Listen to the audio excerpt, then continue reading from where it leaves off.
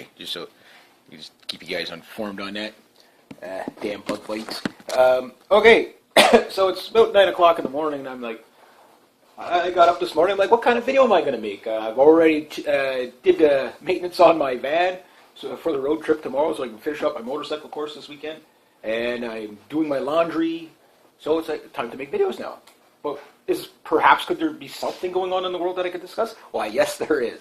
Bashar al-Assad, I did not get to see the whole interview yet, but I can't believe what was just admitted on the CBC, which, for those of you tuning in from around the world, CBC is kind of like the only Canadian channel out there. Everything's a kind of an umbrella corporation under the CBC, which is, the Canadian Broadcasting System. It's basically a spin-off of the BBC from years ago, where, you have the British Broadcasting System, the ABC, the Australian Broadcasting System, and all these systems, which were supposed to be non-biased news reporting or whatever, but now they're pretty much leftist propaganda in all the countries, right? So here in Canada, it's pretty much our propaganda machine. Now, in our propaganda machine, there are some small things like Rebel Media and stuff like that compete, but they don't get the public funding like CBC. Now, the CBC is talking about Bashar al-Assad. And in an interview, I don't know if it's a 2020 interview or a BBC interview. I can't remember the name of the reporter. This reporter's like the worst reporter out there. He's such a over-the-top, he just lays it on so thick that it's like, I get what they're doing. It's a tactic that journalists do. You see it on W5 and stuff like that, where they ask a question, and they cut the camera to the guy, and then they come back to the question, okay, and they basically, edit in sound bites to either make somebody look bad or whatever. The problem with Bashar al-Assad, can't speak this morning, is that he's actually quite clever. And he's clever because he's just telling the truth from his angle. Is he a saint? No, he's not a saint. You got terrorists in your country. Yeah, you're going to break Geneva Convention rules. There's no doubt about that. But the CBC has the audacity to actually, and if you think of the gravity of what they just admitted, say that Assad is claiming that he's like a surgeon cutting off, like a gangrenous limb or something like that. Like you don't call the doctor a butcher for doing his job, so to speak. He goes, when you have terrorists in your country and you get rid of the terrorists, you're a patriot. You know what I mean? So if they're brutally killing terrorists, and again, there's still people out there that believe that it's and maybe they are, no one really knows, but the thing is they're like, Assad gasses his own people, but he hasn't. They don't have any chemical weapons left. They got rid of them all. And every time there's the UN goes in to put the blame on Assad, they always find out that it's the basically U.S.-backed and Israel-backed rebels that, or the ISIS guys that actually do it. And they're usually using like a low-grade version of chemical weapons. The proof is in the pudding. When you see people being brought in to hospitals for chemical warfare treatment and the person is still alive, if we're talking real chemical weapons, you're not going to survive that. And the doctors are not going to be treating them in their OR scrubs. You know what I mean? They're going to be in freaking full hazmat suits if they can even get near the patient. I mean, that stuff, mustard gas, that'll eat through, certain rubbers and stuff like that. Certain gas masks won't even protect you against that stuff. Anthrax, same thing. You get those spores in your lungs, that's it, you can never get those spores out of your lungs. So you're not going to be treating these people who are infected by biological warfare. So what they use is like canisters of like homemade bug spray concoctions or whatever, or remnants of old destroyed chemical weapons that are like pretty much useless at that point. They're dangerous enough to get people sick, but they're usually not enough to kill a lot of people. So they don't work. So that's been a lie, and the mainstream media hasn't really exposed that. But what they have exposed is that Bashar al-Assad, again, I don't think these reporters really understand what they're reporting. I don't think they really care. They're just getting paid to read off a teleprompter, right? And basically she's like, Bashar al-Assad said he's fighting terrorists and that history will judge him for fighting terrorists. Basically judge him as the good guy. He's fighting the terrorists while the U.S. is, and she says basically, while the U.S. is back, Assad wants to get rid of the terrorists, while the U.S. wants to work with the rebel groups or terrorists. She didn't say terrorists, but rebel groups to overthrow Assad. So basically, there's an open admission that the U.S. is backing the terrorists. And this is getting to the point where it's, no matter how much you're in that camp of, the U.S. foreign policy, it gets to a point where you can't miss the evil of it. That they are backing ISIS. It is, even the Russians have been saying, okay, yes, you might not like the Russians, but they're right. It's like, we're bombing terrorists. If your guys are intermixed with the terrorists, then they are terrorists. It is what it is. It is what it is. So, and you got to look at it logically. It is exactly that. So, I mean, it's nice to know that I don't think it's a slip up. I just think they didn't really realize how they're wording things. That it's like, when people draw the conclusion of what you just said, which most people won't, but at some point, more and more people just kind of see it. And yes, I think Assad will be judged as the guy who fought the West more, and Israel and the United. Remember, the ISIS was created by the Mossad. You have Mossad generals, 2 of them, last year, that were arrested for spilling the beans on that. They said, we are responsible for creating these groups, and they did. The same with Al Qaeda years ago. It's always a Mossad. It's a Zebra Brzezinski, Henry Kissinger. Then you got your George Soros funding everything. Remember that politician, something Cox there, that just got killed in the UK, over there in Britain, just before the Brexit vote? Well, she was linked to the white helmets that, the George Soros funded white helmets that are in Syria. And so that she was linked to that. She was linked to Hope Not Hate.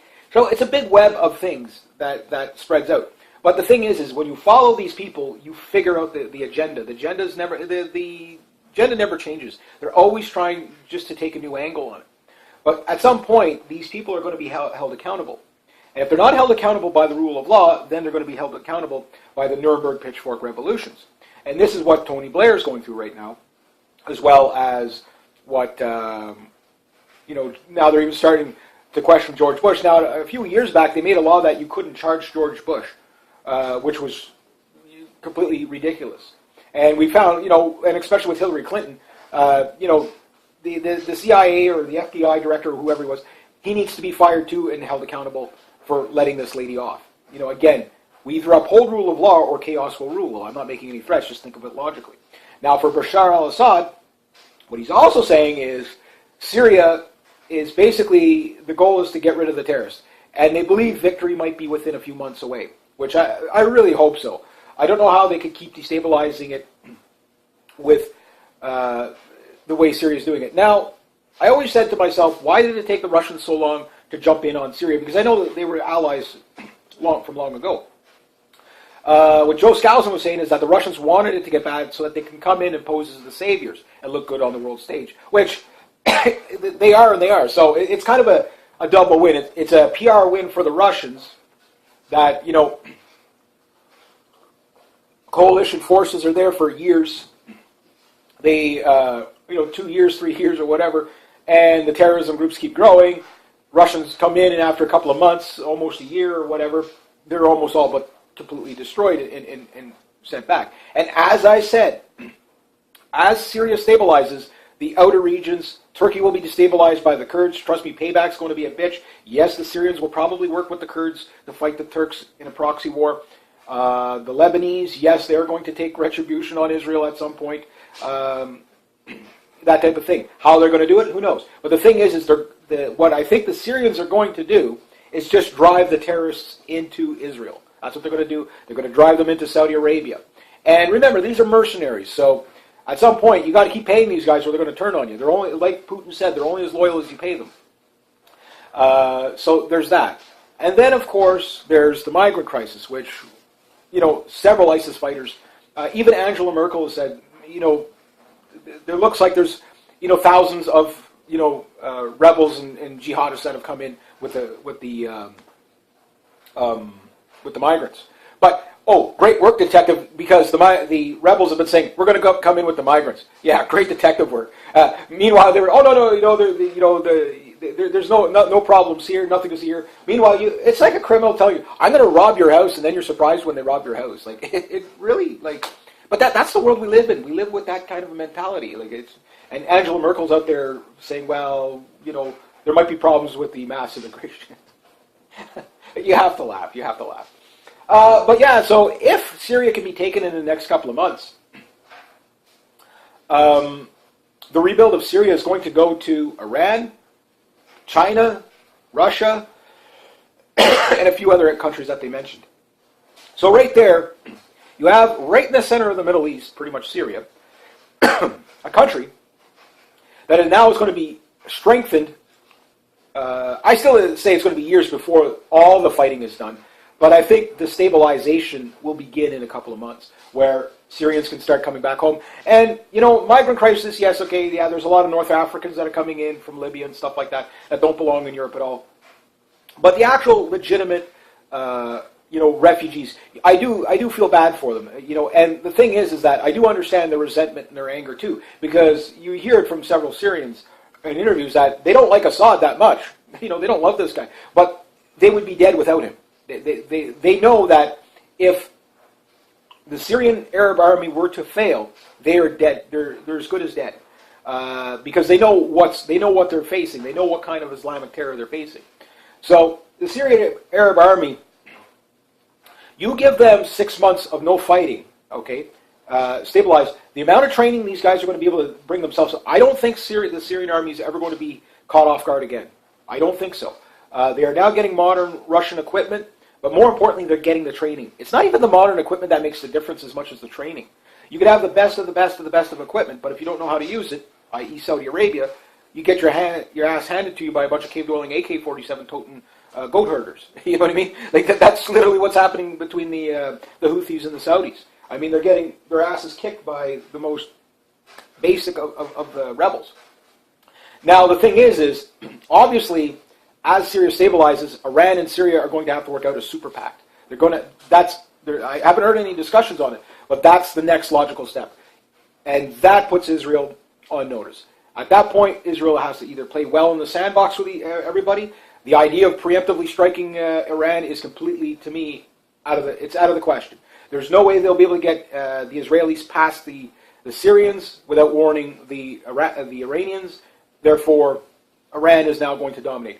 And I believe that when Syria stabilizes, Syria will build rocket forces similar to that of Iran. And Saudi Arabia, Turkey, and Israel, they're not going to be able to move in at all. The Turks, on the other hand, I don't know what Syria's plan for them is going to be. I don't think the Syrians are going to attack anybody. They haven't yet, because they've played this hand very smart. They could have very easily attacked Israel throughout this conflict, which is still going on and will be going on for a while. But I think what they're going to do, and if they play their cards right, they don't have to do anything. They really don't have to do anything. Israel's just going to crumble by itself. Its foreign policy creates too much destabilization. U.S. foreign policy is Israeli, Greater Israel Project foreign policy. That's what the Middle East was about. Now, that said, Iraq might be the wild card in all this, because if Syria stabilizes and the Kurdish factions work with the Iraqis, which they are, and work with the Syrians, which they are, now you have a bridge between Iran right through to Iraq that can then say, well, now what we're going to do, the Syrians, do you want our help in Iraq? We'll cover the border. Maybe they'll do it, maybe they won't. But if they were to work with the Iraqis in tandem, now you've got an army that's freed up. You've got the Syrian Arab army that's completely freed up. They can go and completely help the Iraqis, get them stabilized. Now you have a super PAC that splits right in the middle. Saudi Arabia on one side, UAE and Qatar and Oman, and on the other side you have Israel. And at that point, Egypt will have to make a decision which way it's going to go. I have a hunch Egypt is going to flip tides in the near future towards the Russians. They already kind of are militarily wise, but they're still, they're still on the side of NATO for now. But at some point, I think it will switch. I don't know how it's going to switch, because we have, with Egypt is a wild card as well. But I think Iraq is more the wild card, because once the Iraqis accept the Iranian and Syrian coalition and work together as that, once they realize that, then the U.S. petrodollar, the U.S. would have to go to war with all of the Middle East at that point. And that sounds good and dandy if you have the people on your side. Bashar al-Assad has the people on his side for the most part. That's why he keeps winning the elections. Mind you, once everything's stabilized, and somebody else comes along that's a better option than Assad, of course they're gonna vote for that person. But this man is going to go down in history of the person who saved Syria from that side of it. On this side of the pond, he's always going to be the horrible dictator and whatever. And is he a dictator? Well, name me a Middle Eastern politician or a prime minister or a president that isn't a dictator. You have to. The Middle East has to be run with an iron fist. It's just that kind of a world. If not, by breaking it down, this is exactly what Muammar Gaddafi was talking about. If you get rid of the dictators, then the jihadi groups just, the whole Middle East will burn. Gaddafi was right. He was right.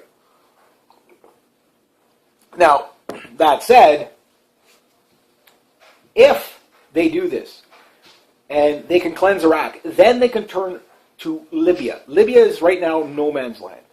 Now, there's a couple of things going on in Libya, with the terrorists. They get free reign to basically go there, sell the oil, whatever. And the thing is that they're selling oil to countries that are on one side of the mouth saying we need to defeat terrorism, and on the other side of their mouth, they're buying the oil from, like places like that. I mean, who are they selling the oil to, right? So, that type of thing. But that said, should a Middle Eastern coalition arise, they could sweep Libya. And if they sweep Libya, that could be a long, drawn-out battle. I mean, this is not going to happen overnight. This would take years to accomplish. But then the Middle East is completely protected from Israel and the United States foreign policy. A lot of people say, I'm always coming down hard on Israel and the U.S., but the foreign policy speaks for itself. It's never been about the women and children and democracy, and anybody stupid enough to believe that is, I don't know what to tell you. I mean, you're basically sending, another 1,000 or 10,000 soldiers into the Middle East, American soldiers, sending them there. Meanwhile, on the other side, saying, yeah, you're there to fight terrorism, but they're not. They're there to protect the resources, the oil. And Iraq is full of minerals and oil, and you name the metals and all that stuff. And then, of course, in Afghanistan, you have the opium fields and stuff like that. That's what the U.S. government is doing there. That's what they're doing there. That's how they fund all their stuff, is through that trade. The CIA is one of the most... The CIA is the mob. It is the mob. They're complete criminals. It's a criminal organization.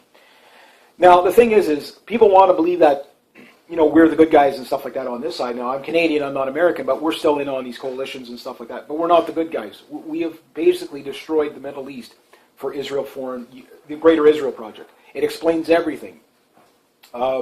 And because this was laid out, I mean, everything you see that they're talking about, John Kerry talking about dividing Syria up into these small states. That was a part of the Greater Israel Project, so that if you divided them up onto all these little small regions, Israel would never have an enemy anymore. But the thing is Israel has enemies not because the regions aren't broken up into small, manageable ethno-states.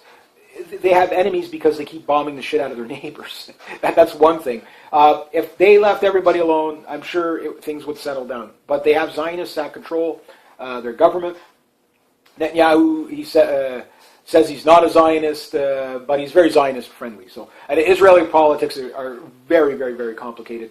And there's several degrees of this and that, whatever. But at the end of the day, they're just doing the bidding of the most insane, batshit crazy people on the planet. You reap what you sow. So at some point, yes, Israel will fall. Even guys like Henry Kissinger, one of the biggest Zionists out there, say Israel isn't going to exist in the next 10 to 15 years. Well, and it won't. It can't. It can't go on like that. Because every time they do destabilization in the region, it creates more enemies for them, which is great for the military-industrial complex to a degree, but it catches up to itself when you're spread so thin, and you're banking on that everybody is blindly just going to follow orders. Recruitment in the United States has never been lower than it's ever been. I mean, there's multiple attacks on the military. The transgendered thing in the military, women in being able to die on the front line and stuff like that. All that stuff, people don't understand what it's really about. It is kind of geared towards not having your fighting-age men of the United States be patriotic enough to go and fight. A handful, yes, but some of them, no. Most people, no. Why? Because all wars are bankers' wars, but more importantly, it gives an excuse to bring in a foreign military, i.e. United Nations. And it's a longer con. A lot of people can't see it right away, but if you've been following this channel, you know how I connect dots, and you know how you see the patterns emerge. They don't emerge today, but 5 years from now, you can say, this guy, everything he said was right. I mean, how many things have I called right on? I don't get everything right, but it's a trend. You can follow the trend and just think of it logically. What's the next step of that trend? And that's what happens. So what they're doing with the United States is obviously to get United Nations control, to destabilize the United States, but you can't do it with patriots. And this is the thing that Assad was saying, is that, when you get rid of the terrorists in your country, you're a patriot. You know what I mean? Right now, the big thing in the States is the race war, destabilization that they're beginning. Now, there are a couple of hooks on this one that, who knows which way it'll play out. Is Obama trying to get the 2016 election null and void by riots across the country? Who knows? There was already a politician killed at the RNC, which is the conservative, the Republican, big convention. That happened. There was also, you have to consider what they might be doing is to suspend the elections, and there's Obama's third term. People have talked about that. That is a possibility. I'm not saying I necessarily believe that one. I don't think Obama. It doesn't really matter because they don't need Obama for a third term. They can use Hillary Clinton for that, and that she's going to win anyway because there is. If you think there's an election in the States, well, no, there isn't. But Trump might be too much to handle, and if that's the case, if they call off the election, you're guaranteed a civil race war in the States. There will be a military coup, guaranteed. My prediction now is yes, calling off the election gets a military coup. If Donald Trump were to win, you get a civil race war and probably an economic collapse, but that's about it. Which is a lot, don't get me wrong, it's a lot. When Hillary Clinton wins, because it's her turn to win, I mean, this woman hasn't went to jail for anything. Think of a person getting charged, getting off, getting charged, getting off, getting charged, getting off. And how many things has Clinton been on trial for in the past 2 years, let alone God knows how far back, right? This woman is constantly on trial for something, but yet she always somehow has the Justice Department prevail on her side. You know, the same Justice Department that keeps donating to her campaign? Yeah, and then we wonder why she keeps being found innocent. No conflict of interest, but you'll see. When Hillary Clinton wins, that will cause a civil race war because she's just as divisionist as Obama. Same teacher, Saul Alinsky. If you don't know who he is, if you understand who he is, you understand agitation and what Obama's doing and then what Hillary Clinton will do. The next thing you will get is definitely an economic collapse. This woman cannot add 2 plus 2. She thinks it makes 8. You know what I mean? Not even 5. She's ridiculous. Free everything, free college, free this, free everything. Yeah.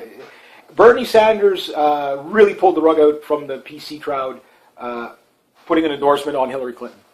And it really hurt them. You know, Bernie was our guy. No, Bernie was just the other side of the coin. That's it. So is Donald Trump the other side of the coin? Who knows? These people, if Donald Trump isn't the real thing, the country burns. If Hillary Clinton, anybody that has, you know, like I know there's people at low IQ voters out there. These are typically the people standing behind the Clintons and stuff like that. They don't really know what these people are about. They're just like, oh, well, that's my person. You know, they don't follow politics. They don't follow world events. They have no concept how dangerous of a world we're living in right now. Even Vladimir Putin was out there saying, do they not have any sense of self-preservation? He goes, you take your media, you lie to your people, but you not understand we are on an irreversible course towards thermonuclear war. It would be devastating for, you know, like, I don't know how much more of a prominent world leader. Obama says Russia's not a superpower. Oh my God, that man's so delusional. You know, but again, you know, it's what we're dealing with. So when Hillary Clinton wins, okay, well, then you're going to see terrorism all over the country called uprisings, called patriot uprisings. That's what's going to happen. You will have a civil race war in the States, but you will probably have a thermonuclear war with Russia. Even Putin, the only person Putin has said that would be bad for the Americans to elect was Hillary Clinton. He didn't care about Bernie Sanders. He's willing to work with Trump. I'm not saying the Russians are the good guys. I'm just saying that you know, there are no good guys when we're speaking government-wise. And I know a lot of people watch from different countries and they think I'm picking on the people of the country. I'm not. I'm picking on the governments. The governments are what get us killed. You know what I mean? Like, these are the crazy batshit crazy people, right?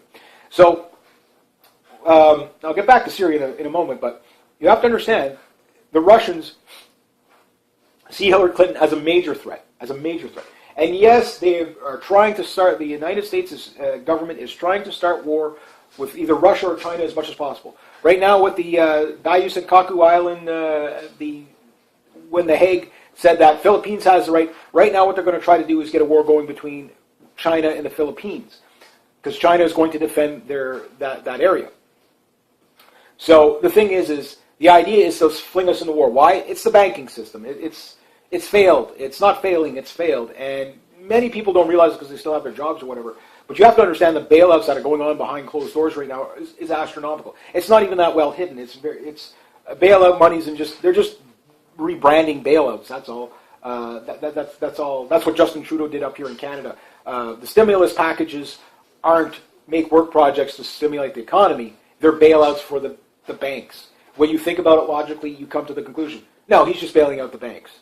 It's all, interest rates are low right now. He's bailing out the banks. And as of today, no, they're surprise, surprise, they're not going to raise interest rates. Oh, wow, the U.S. isn't going to raise, but they said they were, but they say this every quarter, that they're going to do it. They've been saying this since 2008. They've never done it. They might do it someday, but I think the second they do, everything goes crazy. So, yes, they're pushing for as much war as possible. Problem is, and this is where Putin makes logic, is that the war that they're pushing for is irreversible. It puts us literally back beyond the Stone Age. We won't even be living in the trees anymore. The people that will survive the thermonuclear war are going to be the poorest bastards on the planet for decades to come. The fallout from that, I don't know what to tell you. It's just going to be completely devastating. And these world elites, like your Clintons, they think that they're just going to sit it out in a bunker somewhere. People in isolation don't do well. I don't care how big your bunker is. 10 years underground? 5 years underground? 3 years? 6 months underground, most people are going to go crazy. You know what I mean? These people think they can do this. Especially the psychopaths that they are. You'll be opening tombs. These people are completely insane. But they believe that they could just, blow everything up and come up and start the whole system over again and have their one world currency for 2018. They're nuts. They're complete nuts. So I think that's what leads to a military coup in the United States. The populist uprisings, they'll turn on each other, and you're already seeing it with the Black Lives Matter. Again, let's put a little more detail onto that. One of the guys shot, had a gun on him, was reaching in his pocket. The officer, I think, pulled the gun out. You can't really tell on the video. The other thing is, the other guy that got shot was reaching for something, and they found a gun in the car. Was he going for the gun? I don't know. We don't know. But, the cop's hunch was right. So we shot the guy in the arm, and I think the guy died. The other thing is the one guy that got shot was shot by a Chinese officer. But there's no mention of that on the mainstream media because it's white police officers are killing black people. That's it. That's all you need to know. Divide and conquer. And if you're stupid enough to fall for this Al Sharpton, Jesse Jackson, Louis Farrakhan, Barack Obama, even Eric Holder, now Loretta Lynch, all these people are complete race pimps. But the idea is to create destabilization across the country. They want a war between the police and the African-American community. Now, again, I've already covered the statistics. You are way more likely to be shot as a white person. 2,300 plus is bigger than 1,100 plus. It is. That said, there was a black police officer shot a white kid the other day, unarmed. Never made the news. Another white guy was shot a couple of nights ago in the same area by, unarmed. It doesn't make news. Militarization of the police is a problem. Yes, it's a training issue. But that said, the 57 people that got shot in Chicago, July 4th weekend, the black-on-black crime, no mention. So when you look at it like that, even if you're still at the white supremacist, racist, bigot, just that there, if you really cared about your own, wouldn't they bring that up? The black-on-black crime. Wouldn't they bring that up? You know what I mean? So see the propaganda for what it is. Again, I don't care if people call me racist and bigot because it's like I'm living in reality. I'm telling you this is what reality is. You don't have to accept it if you don't want, but you're doing yourself no favors. See that there's an agenda. The agenda is not to get equality for black people. No more than going into Iraq was for weapons of mass destruction. It's a program to get us to war. And that war is to use as a mask for an economic collapse, to blame it on that. Anything at this point will do. An economic collapse via civil race war will work just as good as a thermonuclear war with the Russians. The bankers don't care. They don't care about the numbers. They just don't want to have to pay out the retirement. They don't want to have to pay out that. And they're insolvent. One bank is insolvent, they're all insolvent. It's a mountain climber effect. Every bank is an IMF Rothschild-owned bank at the end of the day. And if it's not, that country is burning in flames. The United States has a debt and debt-based economy. Max Kaiser was right on that one. If you do not take the petrodollar, they go to war with you. This is pretty much the Middle East in itself. Now that said, getting back to Assad somehow was able to accomplish what Gaddafi couldn't, what Saddam couldn't. And because of that, obviously, they're never going to use the petrodollar. But the only thing that really kept them floating is the Russian intervention. Now, the Russians, I still say, why did it take so long for the Russians to get in there? I think Joe Scalzo was right. The Russians are going to come out on top on this one big time. But they got a lot of things, and this is eerily similar just before World War II, like the German-Spanish War, where they got trained up on that war. That's why the German army was so good at the beginning of World War II. That's why they'd already worked out their tactics, the Blitzkrieg, the Luftwaffe, many of these guys went into World War II as aces already. So they already had, that cut their teeth on that. So that said, you say, yeah, but the U.S. has been at war for like almost 30 years now. Constant war. I don't remember a time, pretty much since I was a kid, that the U.S. wasn't at war. There was a brief moment between Vietnam and ongoing conflict. A brief time between, say, Vietnam and Desert Storm. But from Desert Storm on, it's pretty much been an occupation of the Middle East, right? And 1991 was a long time ago. That was a long time ago. I remember the opening shots of Desert Storm. I mean, everybody thought it was the beginning of World War III because of the propaganda that Saddam had all these nuclear weapons and he was going to launch chemical weapons to he had these Scud launchers that could launch 10,000 miles, and when you look at it now, it's like, okay, he was barely able to get them into the neighboring country. Once you understand the equipment, you understand the bullshit too, right? So Scud launchers were no threat to us whatsoever. But that's the way the media put it. The audience was duped because there wasn't the internet and stuff like that to check these facts. But now there is. Now there's, everybody, the citizen journalist is everywhere.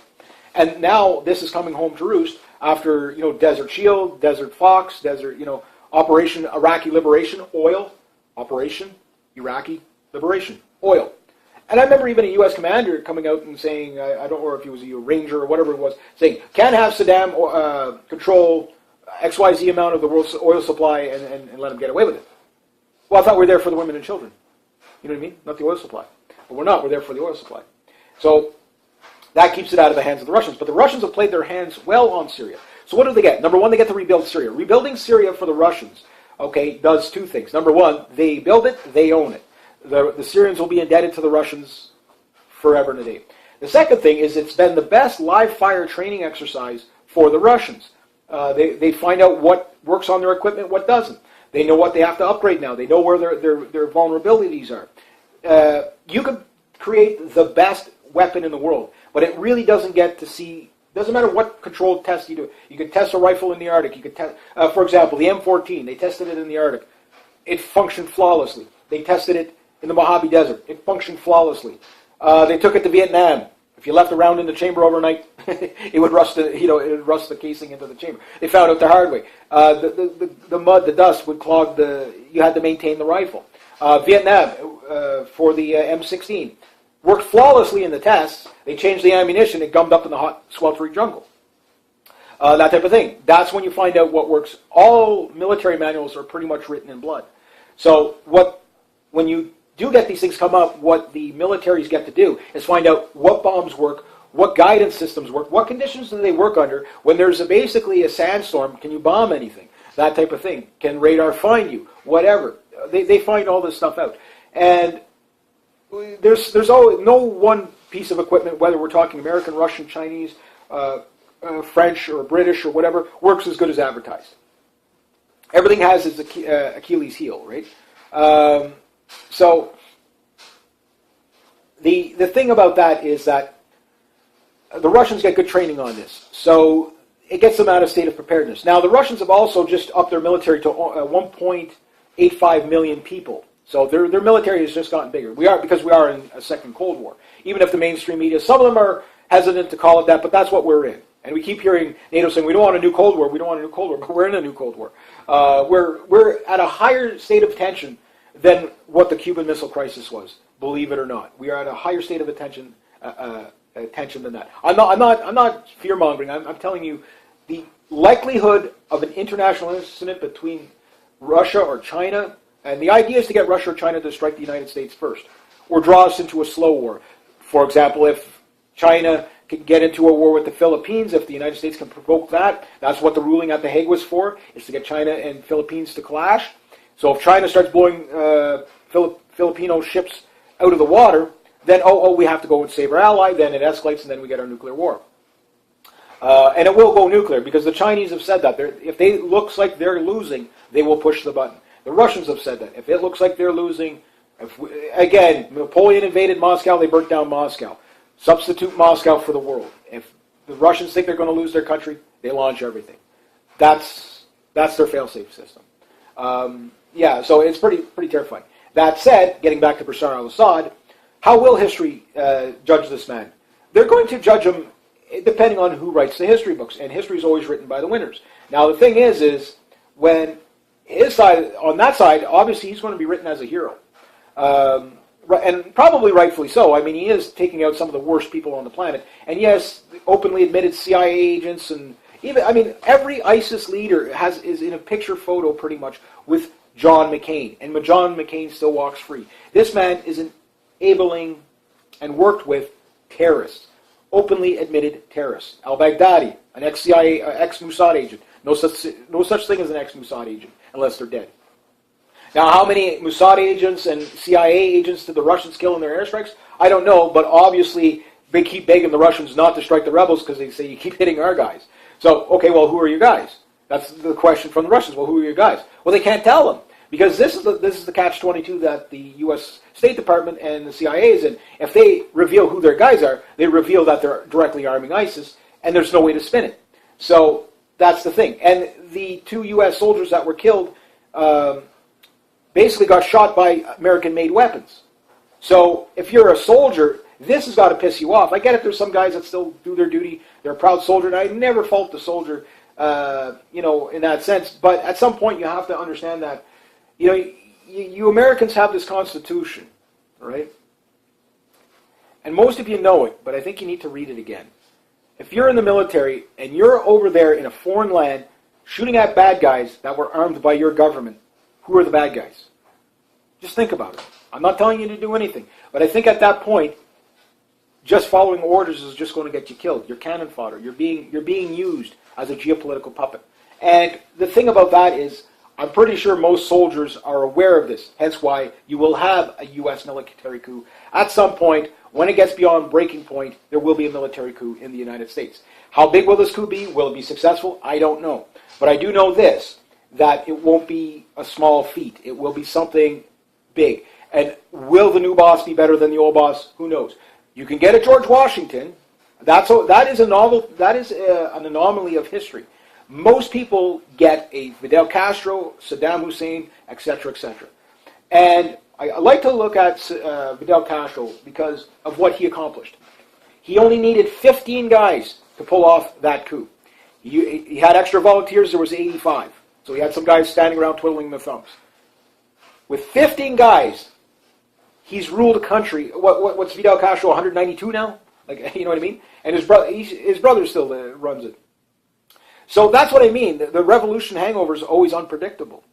But for historical reasons, you would look and say, the odds are not in your favor for liberty. They're usually, what new boss is either worse than the old boss or whatever.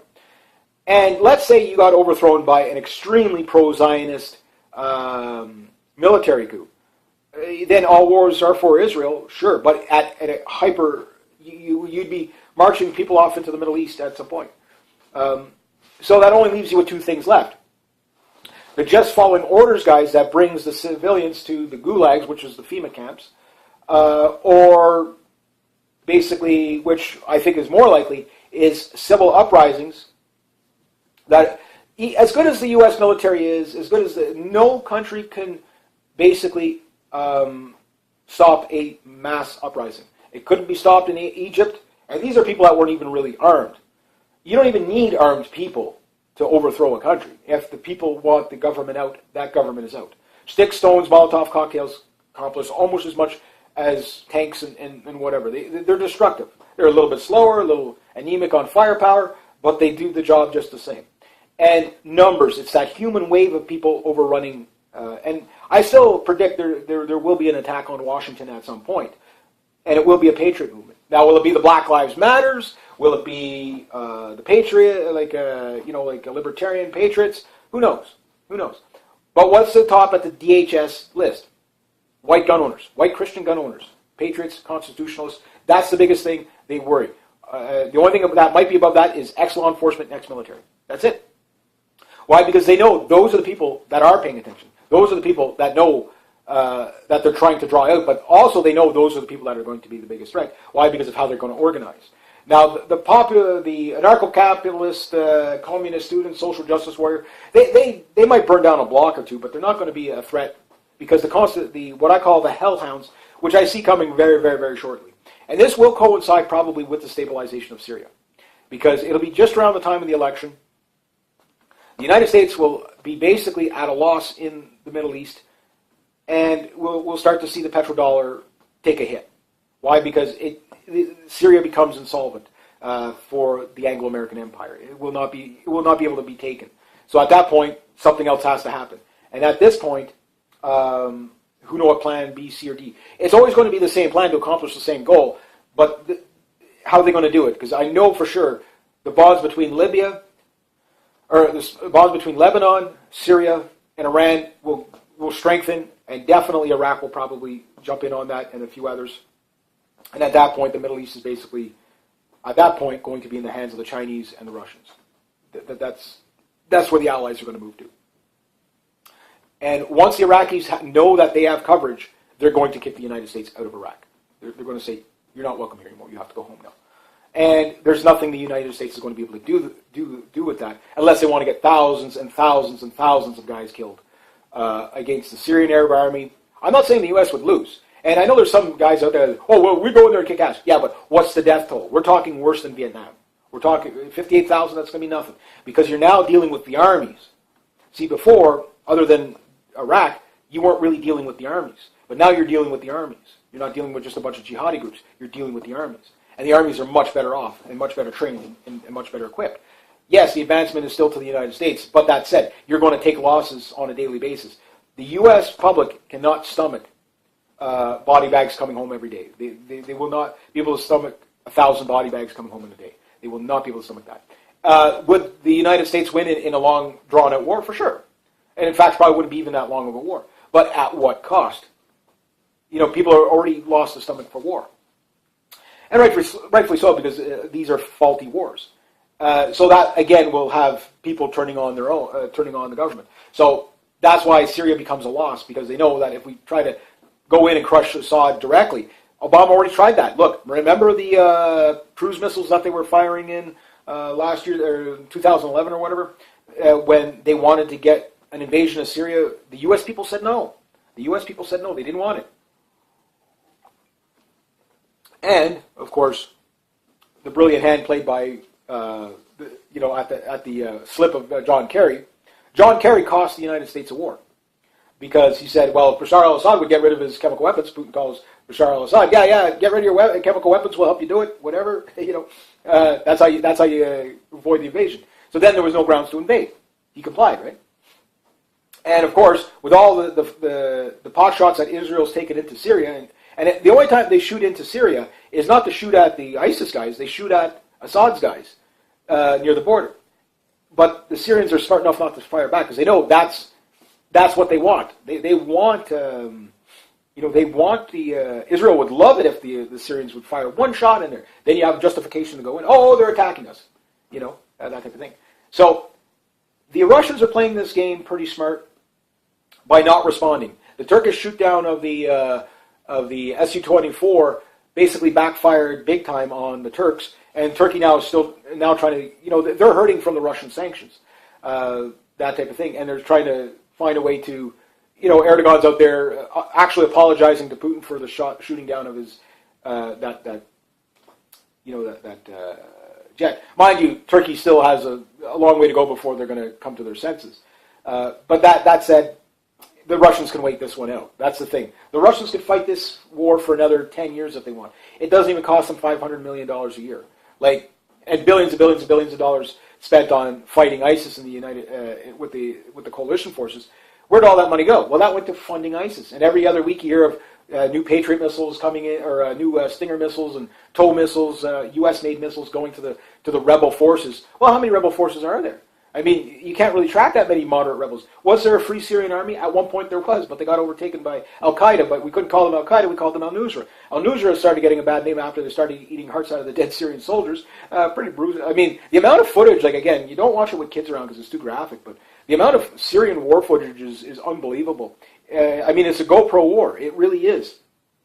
Yeah, and the thing is that they keep changing the name, so ISIS is now the radicals, so now they have to call their new guys the Syrian Democracy Army or something stupid like that. And it's ISIS, it's ISIL, IS. They're all the same thing. Like it's the same guys. They're all the same mercenaries. Oh no, they're completely different at odds with ideology. Al Qaeda doesn't get along with the Free Syrian Army. They're fucking side by side shooting at the same guys. They get along well enough. You know what I mean? It's just this, this bullshit that they put out. People buy it for a good while, and then they start thinking about it logically, and it's like, okay, yeah. No, the CBC has just said the moderate rebels are the proxy army to overthrow Assad. Who are the moderate rebels? ISIS.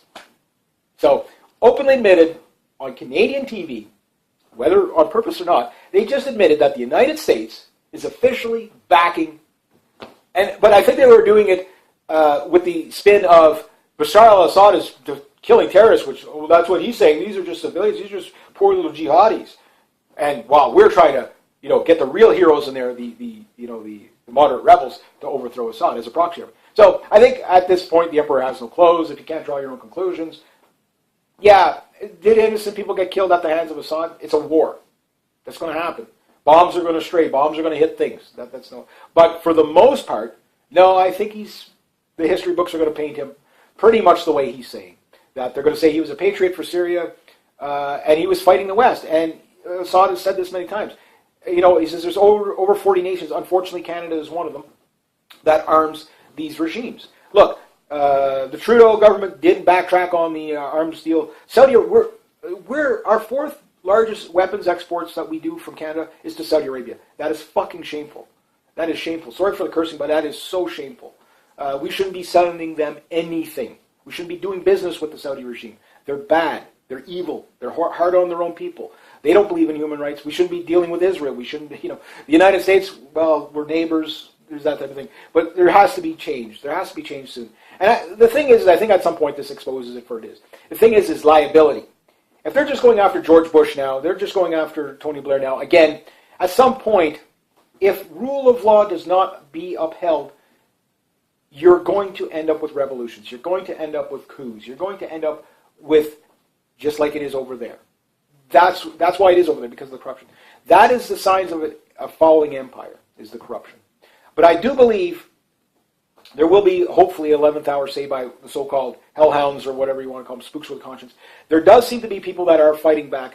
They have the media to contend with. That needs to be held accountable. For example, all this race war stuff, that's from the mainstream media. Again, when you look at all the statistics, who gets shot and who doesn't, if you work out for the demographic, yes, you're more likely to be shot as a black person in the States because you're only 12% of the population or whatever, 15% of the population, versus 62% of the population being whites. But however, 2,300 white people got shot versus 1,100 plus black people.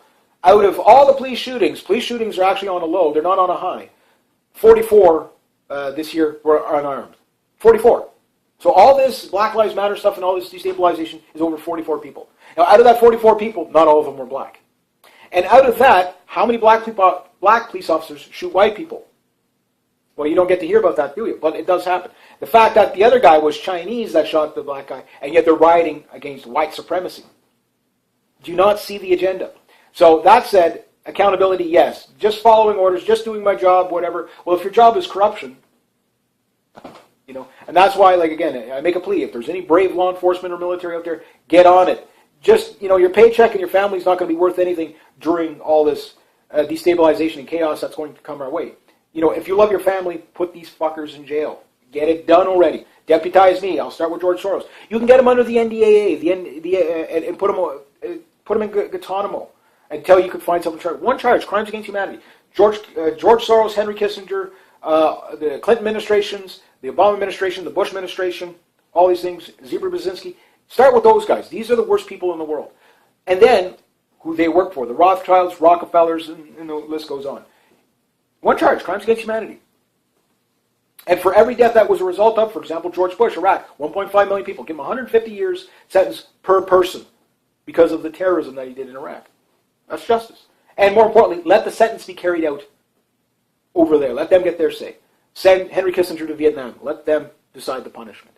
Send Obama to, I don't know, you could pick a country, Syria, whatever. Send George Soros to Eastern Ukraine. Send, just because it's more recent. I mean, George Soros, there's so many things if I'm one of those people that do believe in the death penalty. These people are so evil that it has to be stopped somewhere. But I also believe in rule of law. And if we don't maintain rule of law, I mean, let's not wait for the hellhounds to start knocking off world elites behind the scenes. Because again, they might not have our best interest at heart anyway. But if we had good law enforcement and military and a few brave prosecutors, one charge: crimes against humanity, yes, you can get them. If you can prove the sinister, you can get them. And some of them might walk. But let the justice system work, because if not, once there's no rule of law, when people stop believing in the rule of law, bad things will happen. So anyway, we'll have to wait and see if Syria can be taken in the next couple of months. I hope it can. And then from there, I mean, if they can do it, there's no excuse for us having corrupt politicians here if the Syrian people can take back. If they can fight that kind of a tyranny, the ISIS and stuff like that, and prevail, there's no reason why we can't. So anyway, I'll leave it at that. So, but let's do it with rule of law. Next, if you like this kind of content, please consider making a donation channel. Links down below. Thank you so much to everybody who has. If you want to make a couple of bucks for yourself, my TSU link is down below, and it doesn't cost you anything to join up. So join up, because it's a lot of fun. I'm over $22 now. Like, I'm almost at $23. Woohoo! Next out, rate, subscribe, share, comment, like. Be true to yourselves. Be true to others. Always do the right thing. And have yourselves a great day. G'day, hi, and welcome. Well, my swollen eye is going down a bit anyway, just so just keep you guys informed on that. Damn bug bites.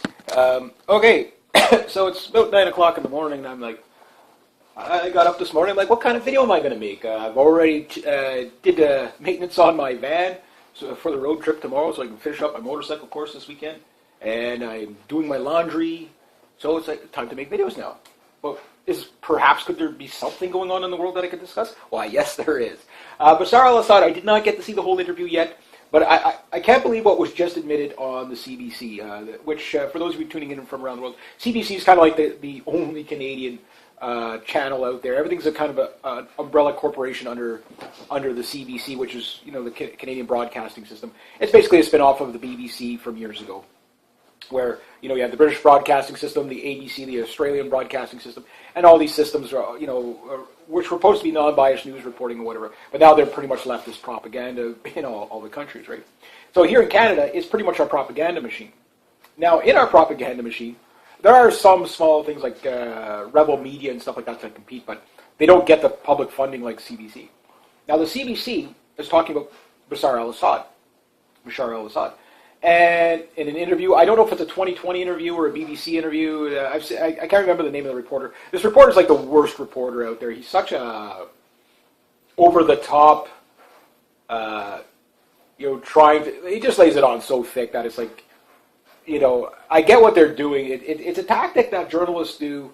You see it on W5 and stuff like that, where they ask a question, and they cut the camera to the guy, and then they come back to the question, okay, and they basically, edit in sound bites to either make somebody look bad or whatever. The problem with Bashar al-Assad, can't speak this morning, is that he's actually quite clever. And he's clever because he's just telling the truth from his angle. Is he a saint? No, he's not a saint. You got terrorists in your country. Yeah, you're going to break Geneva Convention rules. There's no doubt about that. But the CBC has the audacity to actually, and if you think of the gravity of what they just admitted, saying that Assad is claiming that he's like a surgeon cutting off, like a gangrenous limb or something like that. That you don't call the doctor a butcher for doing his job, so to speak. He goes, when you have terrorists in your country and you get rid of the terrorists, you're a patriot. You know what I mean? So if they're brutally killing terrorists, and again, there's still people out there that believe that it's and maybe they are, no one really knows, but the thing is they're like, oh, well, Assad gasses his own people, but he hasn't. They don't have any chemical weapons left. They got rid of them all. And every time there's the UN goes in to put the blame on Assad, they always find out that it's the basically U.S.-backed and Israel-backed rebels that, or the ISIS guys that actually do it. And they're usually using like a low-grade version of chemical weapons. Proof is in the pudding. When you see people being brought in to hospitals for chemical warfare treatment and the person is still alive, if we're talking real chemical weapons, you're not going to survive that. And the doctors are not going to be treating them in their OR scrubs. You know what I mean? They're going to be in freaking full hazmat suits if they can even get near the patient. I mean, that stuff, mustard gas, that'll eat through, certain rubbers and stuff like that. Certain gas masks won't even protect you against that stuff. Anthrax, same thing. You get those spores in your lungs, that's it, you can never get those spores out of your lungs. So you're not going to be treating these people who are infected by biological warfare. So what they use is like canisters of like homemade bug spray concoctions or whatever, or remnants of old destroyed chemical weapons that are like pretty much useless at that point. They're dangerous enough to get people sick, but they're usually not enough to kill a lot of people.